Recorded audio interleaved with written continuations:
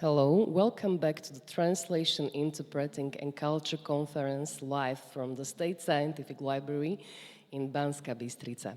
My name is Marianna Bachledová, and this session will be dedicated to the human factor in machine translation and post-editing. We will hear 6 speakers. There has been a little change. It means that Mr. Chernovaty will give his presentation as the first one. Then we will hear Magdaléna, Bilá and Ingridda Vaňková, Marketa, Štefková and Poláček, and finally Marianna. And now I would like to invite our first speaker, Mr. Chernovaty. Mr. Chernovaty, please now turn on your microphone and start sharing your presentation here on Zoom, okay? As far as I understand, the presentation would be shown from Banská Bystrica. Mr. Chernovaty, please start sharing your screen now on Zoom, okay? You will just simply share it here on Zoom, and you can start speaking. All right, because of the time limit, I'll have to shorten my presentation a little, because everybody wants to speak. Now, I can't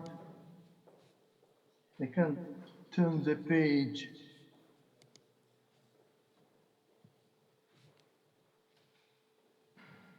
I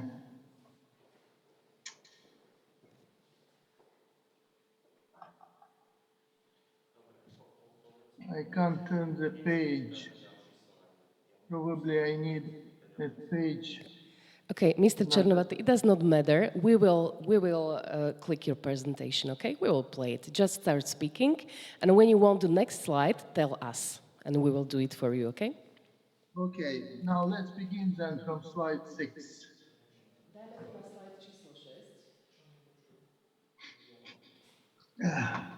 Okay, so thank you very much. I'm sorry for this scenes, but it's the technical problem. So at the time I presented my abstract for this conference, this problem seemed to be largely theoretical one. Thus, I was planning to indulge into some philosophical reflection on what might happen to the translator-machine interaction in the nearest future and beyond, when the issue suddenly turned into a very practical one. With the advent of the COVID restrictions, the teaching process went completely online, and that was when real problems started. Next slide, please.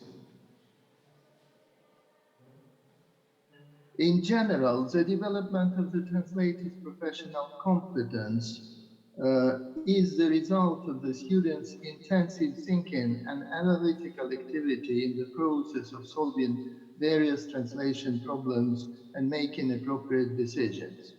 Because the same types of problems eventually re-emerge in various parts of the text, as well as in various texts, a corresponding neural network is gradually developed in the students' minds, and this network forms the basis of their translation proficiency in general.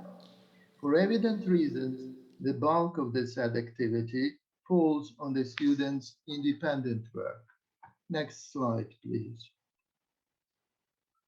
However, in online teaching, in the course of independent work, which is mostly related to written translation, students can instantly translate any text by just touching a button.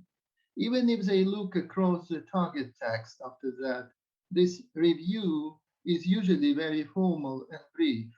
Thus, the intensity of their thinking and analytical activity is typically quite low, so we can hardly expect either the development of the said neural network or the written translation skills formation in general.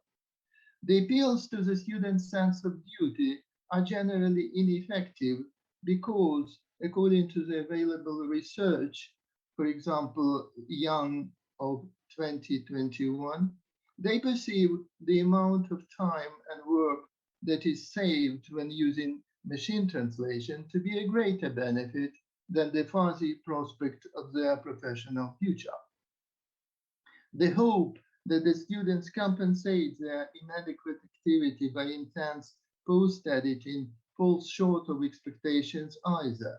Most of them, at best, limit themselves to symbolic substitutions of several words in a paragraph with their synonyms. The direct ban on the use of MT in the students' independent work is not applicable either, as they easily overcome it by varying their MT systems and using other means to disguise the MT application. Thus, the teachers often found themselves frustrated and helpless under the avalanche of their students' mostly poorly edited, machine-translated homework. Next slide, please. With this problem in mind and the need to teach an online course, I decided to research the ways of stimulating the intensity of my students' activity in their independent work. Thus, the aim of my research was to develop a translator training system that could promote the students' analytical and thinking activity in the process of doing their home tasks. To fulfill this aim, several objectives had to be accomplished. To outline the principles of the translator training system, to select the subjects and the domain of the research, to organize and conduct the experimental teaching, to design the test, to represent, process, and interpret the experimental data, to formulate the preliminary conclusions, and to outline the prospect of further research. Next slide, please. Because the ban on the use of MT, as I have already said, in the students' independent work is ineffective, our approach was based on the idea of turning MT into an important catalyst to promote the students' analytical and thinking activity. That is, in doing their home tasks, the students had to translate the source text from English into Ukrainian by means of the Google Translate system first, and then to post-edit the resulting target text thoroughly. To provide for this thoroughness and avoid the students' formalistic approach to this process, we use the Think Aloud protocol experimental procedure modified for the needs of written translation. Next slide, please. In this slide, you can see the structure of the home tasks of the students. So the first column contains the source text, the second, the machine translation of this text, and the third, the post-edited machine translation text, and the fourth, which is for conveniences placed below these three columns, contain the expected students' explanation. For example, in this case, the students could provide such explanation as both at the clause and word levels we see literal translation. Thus, the machine translated target text looks unnatural and requires some changes. So the sentences was modified by means of contextual substitution. Here you see the examples and word additions, etc., etc. Next slide, please. Basing on the said principles, we formulated the research hypothesis. The regular weekly home task students post-editing of target text translated by means of the MT Google Translate system in combination with the TAP procedure modified for written translation promotes the intensification of students' analytical and thinking activity and correspondingly the development of their critical approach to terminological problems, as well as the efficiency of specialized terminology acquisition and its use in the process of independent, that is, without machine translation. Next slide, please. To test this hypothesis, we conducted a pilot experimental study with a semester-long elective course, which is called Specifics of Translated English Language Discourse in Psychology. Its duration constituted 120 academic hours, 28 contact hours, and 92 hours of independent work. The course consisted of 3 modules. This presentation analysis is limited to the result within the first module only, 8 contact hours and 30 hours of independent work. The module covered 3 subject areas: history of psychology, methods of research, and cognitive psychology, and provided for the work with the subject-related original English language text. Next slide, please. The subjects included 23 first-year, second semester MA students majoring in Germanic languages and literature. Translation included 20 females and 3 males. Of the School of Foreign Languages at Karazin National University, Kharkiv, Ukraine, 21 to 24 years of age. By the beginning of the experiment, the expected level of their command of English ranged from C1 to C2 within the common European Framework of Reference classification. Their experience in specialized translation, that is social, economic, legal, as well as in domains of technology and natural sciences, amounted to over 200 contact hours. The subjects were properly motivated as the results of their homework were taken into account when assessing their progress within the said course. Next slide, please. Procedure. At a weekly online classes, 80 minutes each, with a teacher, a new topic material was introduced and explained, and the students did some side translation exercises accompanied by the analysis. The students' independent work included some preparatory exercises as well as the text, which the students translated by means of machine translation and then post-edited them in the above-mentioned manner.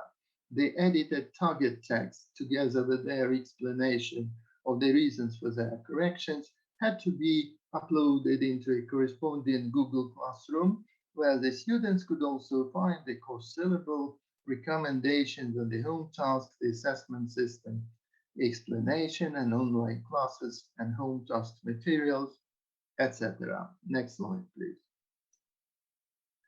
The students' weekly home tasks were analyzed according to the degree of their creativity, that is, non-formalistic approach, which was considered to be an indicator of their post-editing intensity.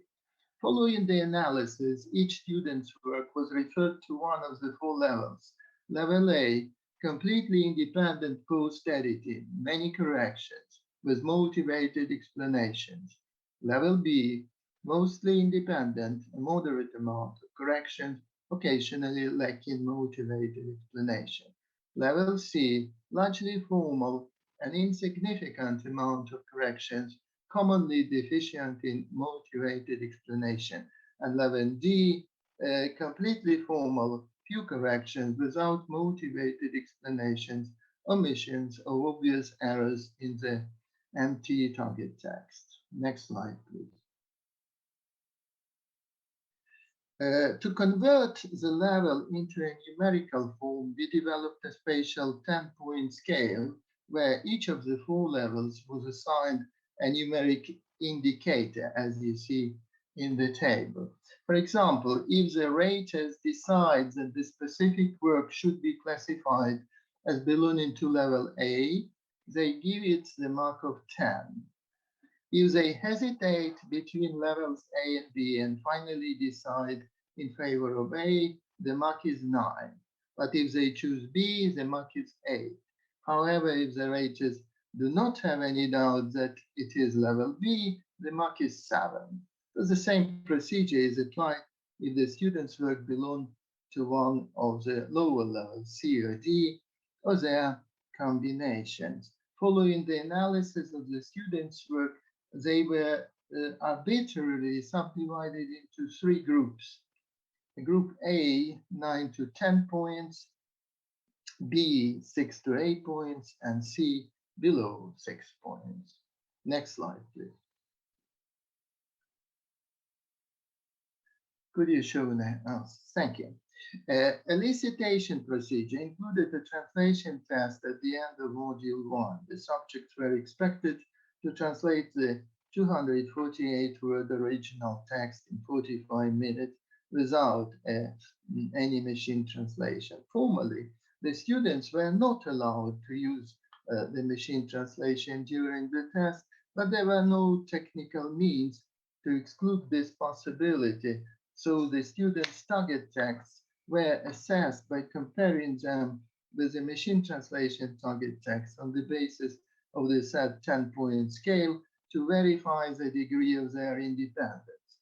The text comprised 31 terms whose acquisition and use were controlled in the analysis. The machine made 23 errors in translating the 31 terms controlled in the test, that is, its terminological accuracy amounted to 26%, which is a very low mark, as you understand.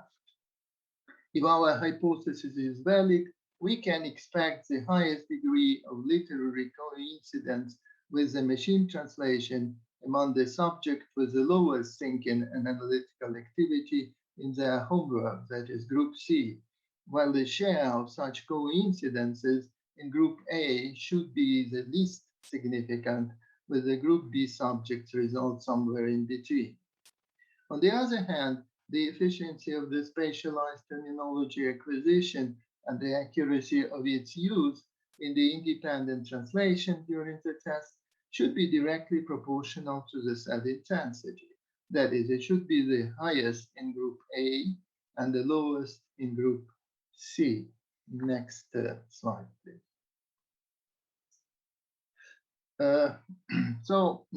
This table shows the results of our teaching. Columns 2 and 3, the abbreviation I explained below, HWI, is the degree of homework independence out of 10 points. The second one, TI, the degree of test independence, also out of 10. The MTA means machine translation acceptable variance, and MTU, machine translation unacceptable variance. So columns 2 and 3 show that Group A subject has the highest index, both in the homework 9.6 and the test 7.5 independence, followed by Group B 7 and 4.8 respectively, and C 1.7 and 1.6. Based on these figures, it seems logical to assume the high intensity of thinking and analytical activity in Group A, a moderately high one in Group B, and very low in Group C. The subject's independence indices correlate with their general terminological accuracy in the test translation, see column 4. In Groups A, 70% and B, almost 51%, but do not in Group C, 46%, as one could expect a more substantial disparity between Groups B and C, at least. It may be assumed that because the Group C subjects predominantly rely on the MT variants, which were acceptable in every fourth case, it artificially improved the group's accuracy index. It becomes evident if you compare the terminological accuracy rate in the cases where the MT options were acceptable, column 5, versus those when they were not, column 6. In the former case, acceptable MT options, the Group C accuracy index, almost 86%, is almost equal to the similar index in Group A, almost 88%, while in the latter, it is almost 3 times less, almost 23% versus 63%. The said assumption is also supported by the rate of coincidence with the MT options. The average rate, colon C, amounted to 21% in Group A and almost 34% in Group B and almost 53% in Group C. In relation to the acceptable MT options, colon 8, the Group C subjects copied them in 83% of cases out of almost 86%, while the subjects of the other two groups often used alternative acceptable variants. Group A used it in almost 32% of cases out of 88, and Group B in 36% of the cases out of 77%. The indicator of the ability to solve terminological problems in the subject's performance when the MT suggested unacceptable options is shown in column 6. Here, they are, this is in red color. Here, their terminological accuracy variance in different groups is closer to the expectation. Group A, 63%, Group B, 46%, and Group C, 22%. The advantages of Group A and B subject in the critical approach to terminological problems, shown in blue in the last column, is proved by the coincidence rates with unacceptable MT options, which amounts to 15% in Group A, 22% in Group B, and 49% in Group C. A considerable difference in the subject's independence in terminological problem solution, as well as its efficiency among the students of various groups, allow assuming that the said difference is caused by the dissimilarity in the intensity of the subject's thinking and analytical activity. The next slide, please. So our pilot study has generally confirmed the hypothesis that the regular post-editing of target text translated by means of the machine translation Google Translate system in combination with the think aloud procedure, think aloud protocol procedure modified for written translation promote the intensification of students' analytical and thinking activity and correspondingly the development of their critical approach to terminological problems, as well as the efficiency of specialized bilingual terminology acquisition and its use in the process of independence that is without machine translation. However, these assumptions, of course, require further research. Thank you for your attention.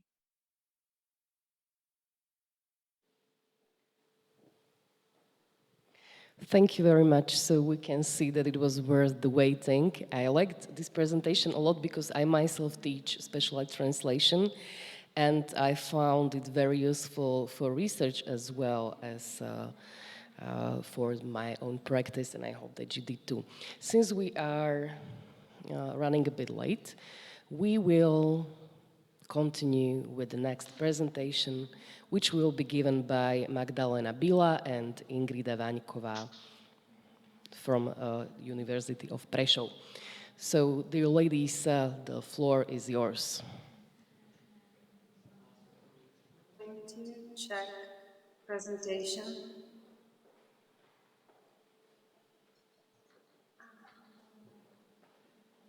We cannot see it. At least we can see you. Let's wait a bit before we turn on the presentation. We can already see it in front of us.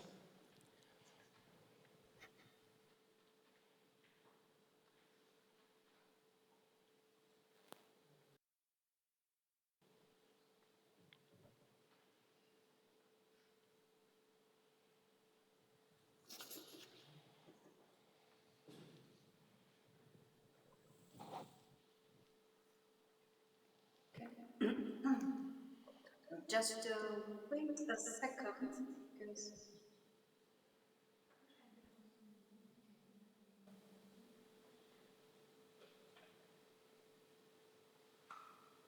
okay. Okay, so ladies and gentlemen, let me briefly introduce my colleague and myself. Both of us are affiliated to the University of Prešov, the Faculty of Arts, at which we are involved in teaching courses in translation studies and linguistics. Today we are going to present a research project on the necessity or inevitability of human intervention in raw CAT tool generated translation.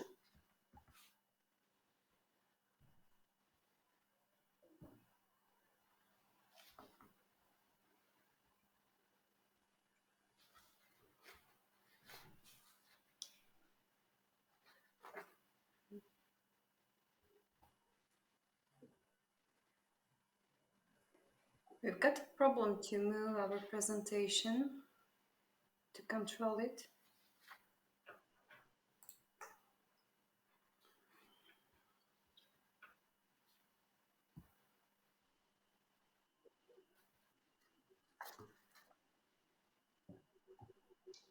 Okay. Okay, thank you very much. Okay, so can we have the next slide, please? Two research studies have served as launching pads for the present research: a scholarly paper on tourist notices and a monograph co-authored by another colleague of ours on applying conceptualizing method in translation. The next slide, please. Let me start with some notes on how translation studies scholars view professional translators' work. Professional translators face considerable mental load since they want to live up to their clients' expectations. They need to browse a lot of information sources. They need to handle technological aids, write and edit the target text, and at the same time, they are torn between two competing concerns of loyalty to the source text and the editing the target text in order to meet the target audience's needs.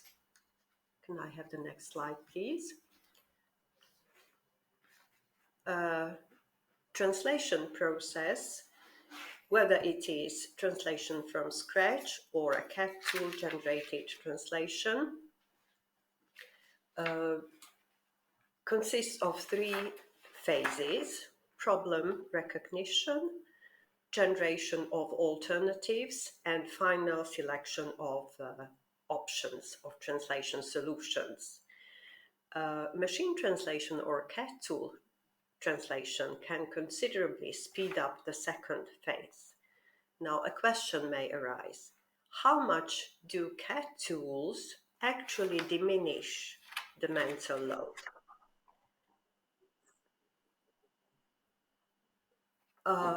Okay, thank you. Scholars ascribe the following drawbacks to CAT tools. First of all, they claim that they may prevent the translator from a holistic perception of the translated text. And secondly, language technology tools are unnecessarily restricting a translator's creative autonomy. In this respect, we may remind ourselves of a quote. Can I have the next slide, please?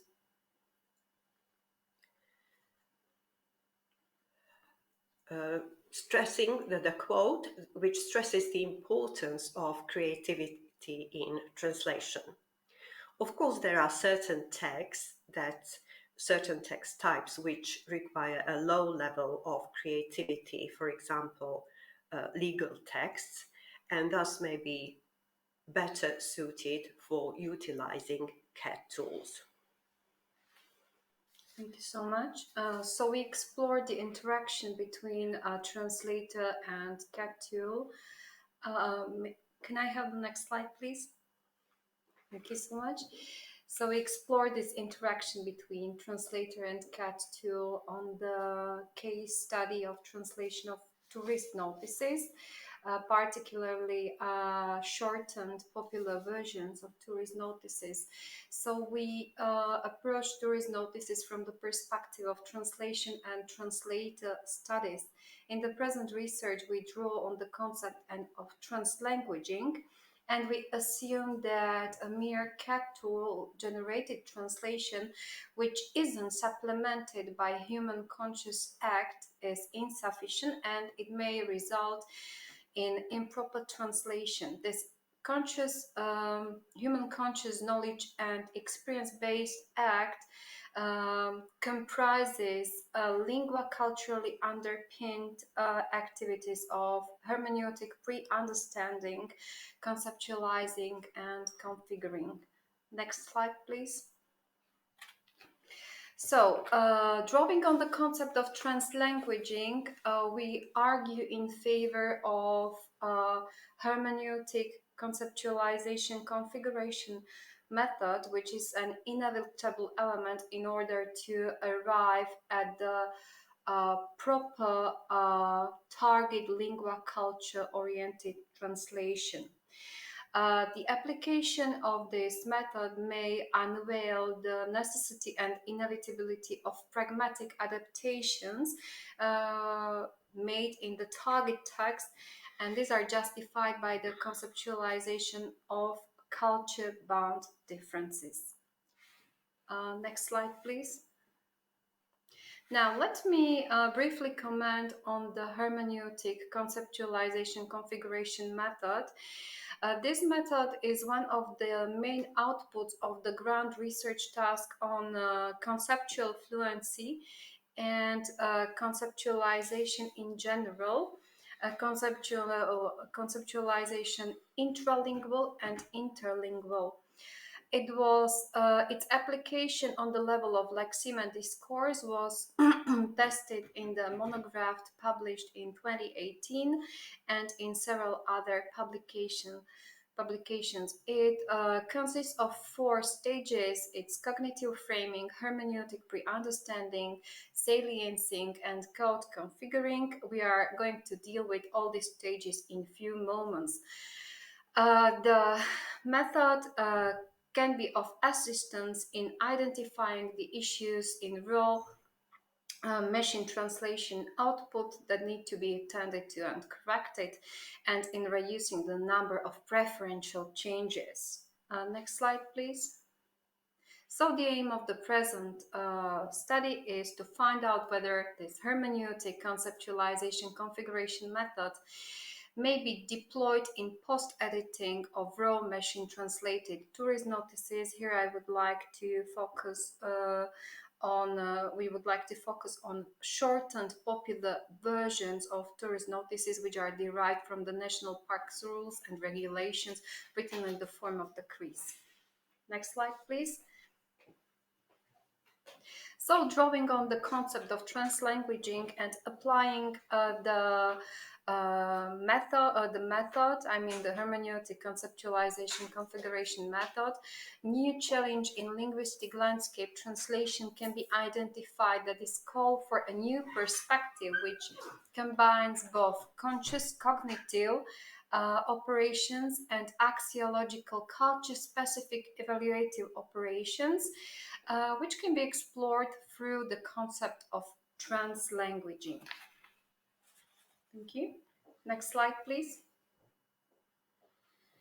Well, so as my colleague has already implied, our data consists of popular versions of tourist notices, not decrees from which they have been derived. The popular versions of tourist notices are the notices that are on display in 6 Slovak national parks out of 7.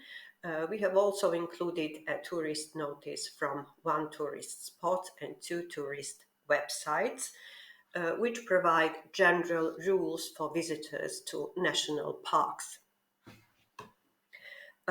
Two analyses, the data, the extracted data, were then subjected to two analyses. The first one yielded the source text functions.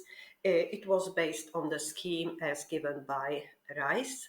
The second analysis was the hermeneutic conceptualization configuration method, and this eventually yielded the translation solutions in the post-edited version of the tourist notices. Can I have the next slide, please? The identified source text versions. This is the table that illustrates the text types, the language functions derived from text types, and the focus or the central focus of the individual text types. Can I have the next slide, please? The functions identified in the shortened versions of our of the tourist notices were as follows. The first one was appellative function that can be observed in texts that focus on the target audience or readership. The second function detected was informative function, normally found in informative texts. Some segments of the explored tourist notices provided basic information on the natural features of the individual national parks. The third function that was also detected was expressive function, which was manifested in emotionally loaded lexis. Can I have the next slide, please? The first stage of the second analysis was cognitive framing, which comprised two sub-analyses, geosemiotic and socio-pragmatic microanalyses, pertaining to the source text functions. Based on these microanalyses, Slovak national parks and tourist spots were defined as globally accessible places, which are typified by specific social practices. These are mainly related to a healthy lifestyle, an array of leisure time activities, hands-on learning, and also pertaining to identity or status formation and assertion. Can I have the next slide, please? The second stage of the second analysis, along with identification of special social practices, and in addition to signage itself, that is the text of the tourist notices, creates a specific type of public space, which is typified by territorially limited linguistic landscape. Why is that so? This is because Slovak signage, that is the source text, is targeted at home audience, meaning it's territorially restricted. Slovak tourist texts may also be referred to as quasi-legal texts because they are derived from legal directives, and they are typified by the occurrence of legal terminology, legalese. This is an example. This slide provides an example of a tourist text that has been compiled by an authority. So it's a top-down text, and it typically comprises 3 segments: introduction, main body, and conclusion. Thank you. Can we have the next slide, please? The slide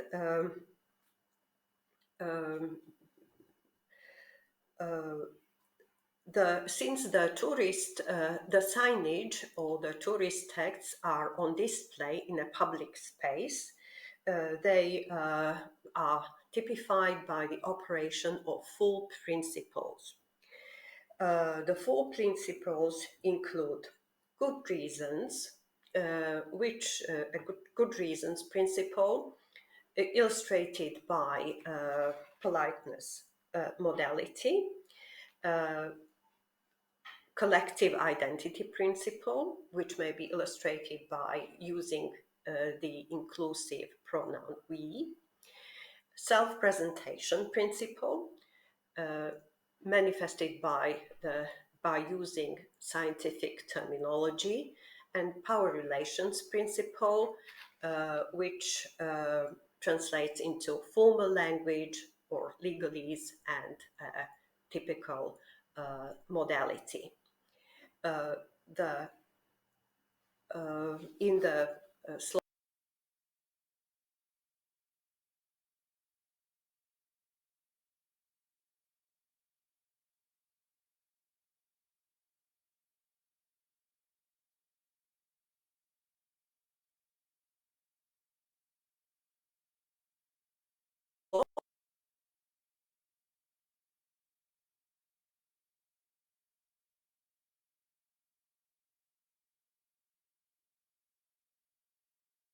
We are having some technical issues right now. Stay with us.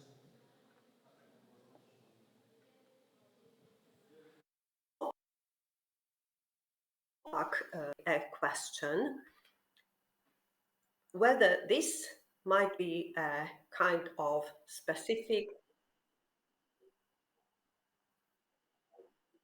Okay. Mm-hmm. Okay, so let me go back a bit. The Slovak signage, that is the Slovak notices, since they are on display in a public space, are based on the operation of 4 principles. These include good reasons principle, collective identity principle, self-presentation principle, and power relations principle. All of them are expressed through through using certain lexis or certain morphosyntactic structures and sticking to a specific type of modality. The Slovak signage manifests a certain hierarchy of these principles, in that the principles of collective identity and good reasons tend to be backgrounded, whereas self-presentation principle and power relations principle tend to be foregrounded. In such a manner, the signage creates a social situation in which the value of environment protection is to be achieved through civic obedience. Here we have posited a question: is this a kind of specific and historically embedded lingua cultural feature? Can I have the next slide, please? Thank you. So the second stage of hermeneutic pre-understanding is intended to arrive at the geosemiotic and socio-pragmatic anticipation of this future target text functions. This can be achieved through the analysis of the interaction between the following components. These are tourist spots as places which are related to specific social practice and where notices or signage is placed. These components or elements together, they generate a specific type of globally accessible public space. One of its features is English signage, and as a target text of the translation process, it is globally accessible and intelligible and targeted at global audience. Next slide, please. So what should be the outcome of this phase, of the phase of hermeneutic pre-understanding? It is a notional delineation of meaning not yet verbalized. So in the case of the translation of popular version of tourist notices, it should be the notion, the meaning of semantically intelligible, purposeful, and interculturally functional translation. Now, let me to compare it with the social situation in which environment protection is achieved by the civic obedience. In this case, taking into account diverse lingua cultures from which public audiences, tourists and visitors from diverse lingua cultures comes to Slovak national parks, and their specific axiological concept of spheres. So the translated notice is intended to create a social situation in which the value of environment protection is achieved through global community effort. And these two approaches are very different. Next slide, please. Sorry for interrupting you, but can you please go a bit forward to the conclusion? Yeah. Thank Yes. you very much. So, okay. So the question is how to conceptualize the meaning and how to reorder principles in order for the translation to be globally acceptable and linguistically achievable. Next slide, please. So, in the notices that are already targeted at global audience, the four principles are rearranged. The principles that are backgrounded are self-presentation and power relations, and foregrounded are good reasons and collective identity. Next slide, please. So in the third stage, in the stage of saliencing, next important task has to be tackled with, and this task is to decide on how to arrive at the linguistic achievability of this aim. So the language of intercultural, of global communication or of global community is English as a lingua franca. It's a delocalized variety of English and is one of the features of so-called global village. In Europe, it is essential feature of its multilingual setting, which is often discussed under the term Eurospeak or Eurolect. And the two very basic features of this variety of English are its flexibility and purposefulness. Next slide, please. Okay, I think we can generalize this kind of analysis to all the three structural elements: the introduction, the main body, and the conclusion of a notice. In the configuration, we again utilized the scheme given by Katarina Rice. That provides the text type or classification of text types, the language functions derived from text types, and also suggests the most appropriate method for each text type, which are the methods are as follows: plain prose, the so-called plain prose for informative texts, adaptation, in order to achieve equivalent effect for operative texts or with appellative function, and adopting source text author's perspective for expressive texts. Okay, so can we please move on to... okay, so these are examples for the individual part of or structural elements of the tourist notices. The first column illustrates the source text as given in Slovak. The second one is the raw Magdaléna generated translation, and the third column illustrates the segments in after post or edited translation, that is after human translator intervention. Can we please move on? Now let me give a few comments on source text and our raw empty translation. So with regards to morphosyntax, we can observe numerous imperatives, passives, impersonal structure. The text contains primarily academic scientific terminology and professional jargon. Next slide, please. As a result, we can observe a high degree of formality, which is intended to cause social distance between the author and the target reader, and which further intensifies formality and impersonality. The outcome of the usage of these language means is a backgrounding of the principles of collective identity and good reasons, and enhancing or foregrounding the principles of self-presentation and power relations. Next slide, please. Okay, I'm sorry, but we have run out of time, so we will have to wrap up this presentation and move on to the next speaker. Thank you very much.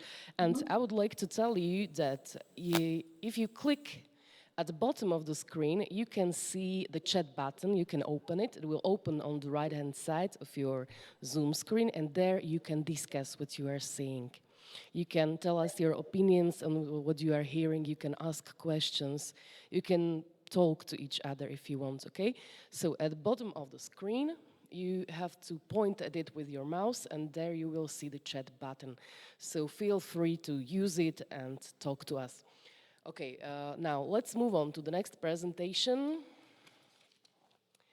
And that will be Marketa Štefková and Ivo Poláček, both from the Comenius University in Bratislava. And please keep in mind that you have 15 minutes for your presentation, okay?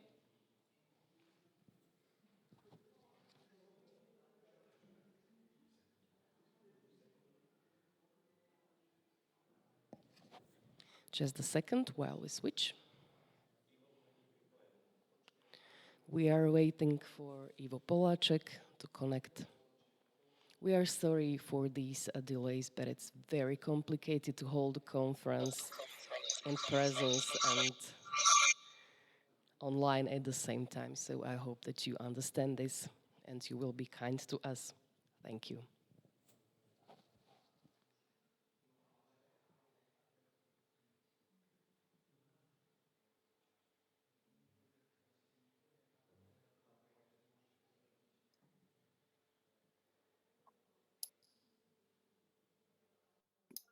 Myslím, že začíná paní docentka Štefková.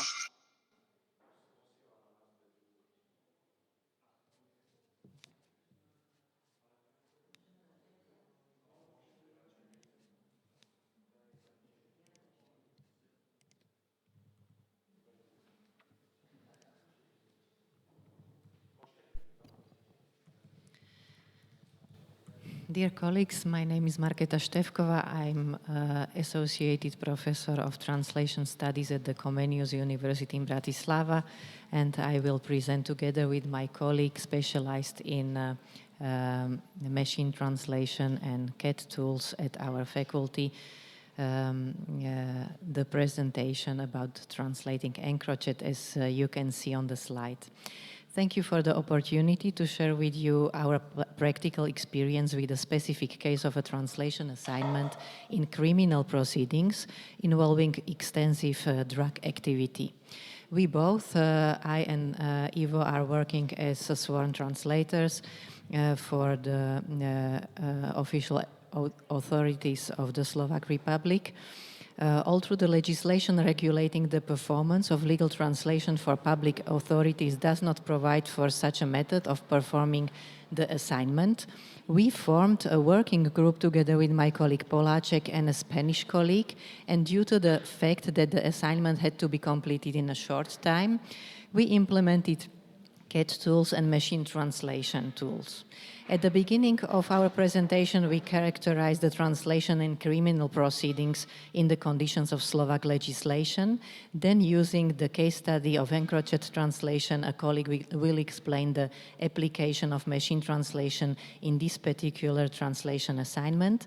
And finally, we will summarize the challenges facing the Ministry of Justice as a state body that manages the activities of official translators and the translators themselves in order to ensure a smooth flow of multilingual communication in criminal proceedings. And if it's possible, we are looking forward to a discussion and exchange with colleagues from Slovakia and abroad, maybe in the chat. Translation services, please the next slide. Translation services in criminal proceedings in the Slovak Republic provided by the translators registered on the list of the Ministry of Justice. These translators are registered after passing an exam organized by the ministry, after meeting the administrative conditions prescribed by the acts that you can see now on the slide. The examination consists of a test on the content of the law regulating the activity of translators and written translation in a combination of Slovak and foreign language, and vice versa. The translation is done by hand on paper, and the translator may not use any electronic aids. Before the exam, the translator undergoes training, which consists of just 6 hours translation theory, the basics of criminal, civil, and administrative law, and the techniques of performing translation acts. The law does not require the applicants to have a degree in translation or interpreting in order to register. From this description of the current state of affairs, it is already clear that the examination and the prescribed training are not at all responsive to the needs of the modern investigative procedures and international criminal proceedings. State authorities commission translations by post in paper form. In many cases, they are not open to providing the translator with documents for translation in digitalized form. As the sociological research of György and Šveda from 2018 showed, a number of translators have only marginal or no experience in implementing CAT and machine translation in the translation process.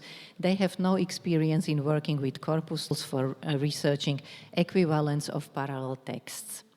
The outputs of Transuse project, please the next slide, from 2013 and 17 shows that translators prefer to translate in the legal sector word for word and understand fidelity to the original as a literal translation. They do not identify collocations in legal texts. In practice, quality control of legal translation is completely absent. The Ministry of Justice is responsible for supervising the work of official translators, but in practice, it does not actually carry out such supervision. Translators are not obliged to undergo lifelong learning. Next slide, please. If a criminal investigator needs to translate a multilingual document of larger scope, he does not have a state-appointed authority to manage such translation for him. He is proven to call on translators who are not trained to work as a team, share translation solutions, and apply modern technology. The investigator in our case study was in the same situation. As a part of an international investigation team, he needed to work with evidence in form of a large selection of communications from members of an organized crime group. Members of the group operated under nicknames. Please, the next slide. Please, the next slide. So the members of the group operated under nicknames and communicated in 3 languages using ciphers, slang terms, and collocational language in their communication. Nicknames appeared in the text in different linguistic mutations, while in the text of the translation they were intended to identify specific persons. The text contained numerous typos and spelling errors. The frequent occurrence of vulgarism in several languages was also a hard nut to crack. There was insufficient context to interpret the meaning of some of the wording, which was partly revealed by the detained suspects' statements during the translation process. The text constituted crucial evidence and was subsequently used as a part of the indictment and the minutes of the interrogation and hearings. My colleague Ivo and I undertook this translation challenge without the legislative background of previous experience with such an assignment. We were often teetering on the edge of the rules for the performance of legal translation set by the law, which do not reflect the needs of the modern criminal proceedings. In the following explanation, my colleague Ivo specifies the tools and workflow we applied. Please, Ivo, floor is yours. Thank you very much. Hopefully, you can hear me. I will be very quick. So the task which lay ahead of us brought several practical problems, because what you can see now on your screen is the layout that we had to cope with. It was an Excel sheet from the electronic communication of the culprits, and it looked like an Excel sheet you can see on the screen. There was a nickname of the mafia guy who was writing to another mafia guy. There was a timestamp and the time zone, and then there was the body of the text, and all the text that was supposed to be translated was in one column of this Excel sheet. Now, in the CAT tools, you can usually define the areas that you want to translate in a given language. You can have multilingual Excels or multilingual Excel sheet, and you can define rows or columns that have different language and work and translate it as a one project. However, this was a specific case because all the languages were in a single column, and we had to then take a different approach, therefore, and the investigator of this case also wanted at the end to create the same Excel which would have the translation and the original text in parallel. So what we had to do, we had to create not one multilingual project in MemoQ, and we used MemoQ because we at our faculty we have licenses available for this purpose, which we can distribute to the translators. So we created 3 different projects. Each project had its own language. Either it was English to Slovak or Spanish to Slovak and Dutch to Slovaks. And in order to simplify the work, we had to cycle the translation between the translators themselves. So that means one translator was working on one Excel sheet, and then when it was translated, it was passed to the other translator to translate the different part of the text. It had to be done in this way because at the end it would save us a tremendous amount of time, because as you may or may not be aware, it is not possible to merge columns in Excel in such a way that only some parts of the text would be maintained. So we saved in this way a great deal of manual work. As I have said, we have a school MemoQ license that was available to the translators, and we used it to first pre-translate all the files in our respective languages. With this, we also use the VPN connection in order to maintain the confidentiality and bring an extra element of security when we are connecting to the licensing server in our school. So in order to keep the translation memories clean, we wanted to maintain the Slovak English, Slovak Dutch, and Slovak Spanish translation memories clean. That means free from the other two languages that we used. So we had to lock the rows in Excels that were of different language in every single project. For that, already MemoQ has an algorithm, an artificial intelligence algorithm that enables you to automatically lock the rows in a different language. It is a tool that is not perfect. It has to be reviewed manually, as you can see in the picture that is in this slide above. There is the view of the translation being done from English to Slovak, and those rows which are not in English are locked, and these are then the segments which will be unlocked in the Slovak Spanish version. In order to speed up the work, we used the option to pre-translate it with machine translation. We used Google Cloud API and DeepL API for this purpose. Now, you may say that this is a sensitive document. It is a part of the investigation document, and we all know that Google Translate has somewhat loose privacy agreement that you consent to when you are using the service. However, these two consoles, or the API solution that uses a similar engine to Google Translate, and the DeepL console have a different privacy settings. They basically anonymize the data, which cannot be then reconstructed by a third person. So if you are using this plugin in MemoQ or SDL or any other CAT tool, you are quite okay to use it and be still more or less secure with your data. Just one word about the DeepL and the automatic translation from English to Slovak.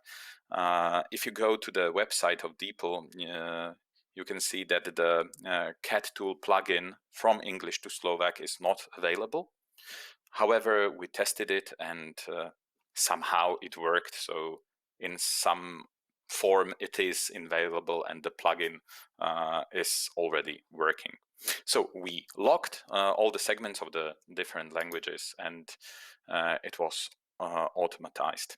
Our Spanish colleague was not so tech savvy as we two were, and he was not using CAT tools. He only used the Excel pre-translated Excel sheet to post edit the translation. So what we did in retrospect was, in order to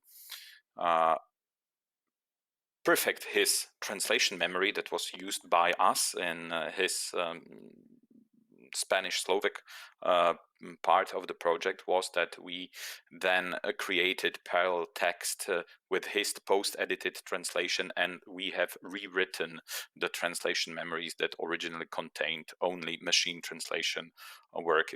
In MemoQ, the parallel text and parallel corpora look like this. The situation was quite facilitated by the fact that we have been using Excel, so no additional editing of the translation memory was used. So there was an easy structure which brought quick results. And as conclusions from my part, what we did was some statistical data, and there was in total 1,200 normated pages in 3 different languages, which were distributed in various amounts, of course, between these 3 languages. And because we had these translations available in 3 different projects, we could also calculate the ranges and the final amount of pages at the very end. It was quite easy, and it took us 3 months with 3 translators and 3 languages, which is quite a feat if you consider all the street talk and all the irregularities in the language the mafia guys were using. So I think that's all from me. Yes, that would be all from me. So the floor goes back to my colleague Marketa. Thank you. Thank you very much, Ivo. And I just say by conclusion that we would like to summarize our experience as a challenge that requires a considerable amount of creativity and flexibility in addition to the traditional competencies for a translator given, among others, by, for example, the EMT. This experience has taught us that it is essential to be lifelong learners and to develop our skills in working with new technologies, without which such a task would not be possible. On the following slide, we have summarized a suggestion of several lines of action that could be taken to enable criminal translators or translators in criminal proceedings to respond flexibly to the needs of investigators and prosecutors. Please, the next slide. Should I click it?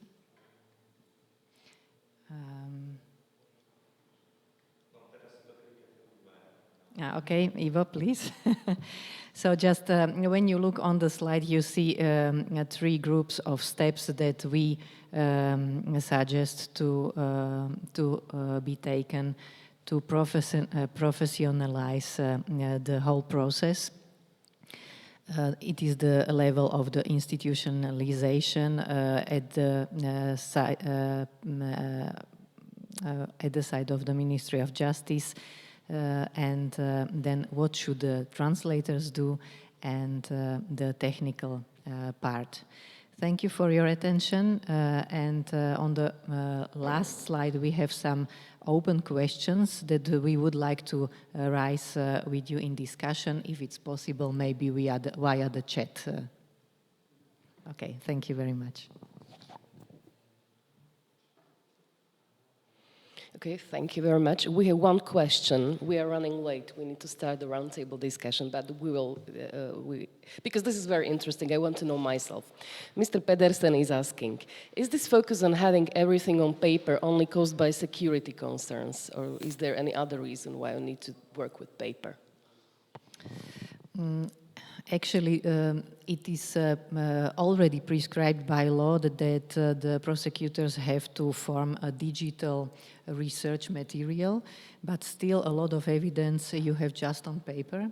And for some reason, the prosecutors, especially the prosecutors, don't want to send us the digital form. We just have to scan it when we want to use CAT tools. It's something that is waiting for for the next generation prosecutors, maybe who understand that using CAT tools it's much cheaper, much quicker for them, not just for us. Okay, so it's basically a matter of the approach, right? Okay, I hope that will change in the near future. Okay, thank you very much. And now we will continue to the roundtable discussion. Thank you.